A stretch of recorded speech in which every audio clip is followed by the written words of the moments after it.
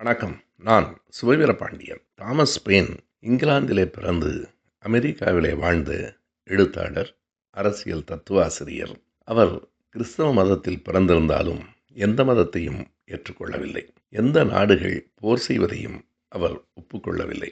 அவர் சொன்னார், உங்கள் நாடு எது என்று கேட்டபோது, the world is my country, all mankind are my brethren, to do good is my religion என்று மிகச் சுருக்கமாக சொன்னார். இந்த உலகமே எனது நாடு, யாதும் ஊரே யாவரும் கேளீர் என்னும் அந்த வடிவத்தின் ஆங்கில மொழிபெயர்ப்பு போல இருக்கிறது. இந்த உலகமே என் வீடு. இந்த உலகத்தில் வாழும் மனிதர்கள் அத்தனை பேரும் என் சகோதரர்கள். எல்லோருக்கும் நன்மை செய்வது மட்டும்தான் என்னுடைய மதம் என்று சொன்னார். அதேபோல பெஞ்சமின் பிராங்க்லின், என்னதான் நியாயமான காரணங்கள் சொல்லப்பட்டாலும் எந்த போரும் நல்ல போர் இல்லை. போரில் நல்ல போர் கெட்ட போர் என்பது கிடையாது. எல்லா போர்களும் கெட்டவைகள்தான். அதேபோல எந்த அமைதியும் மோசமானதில்லை. போரற்ற உலகமே உயர்ந்தது என்றார் பெஞ்சமின் பிராங்க்லின்.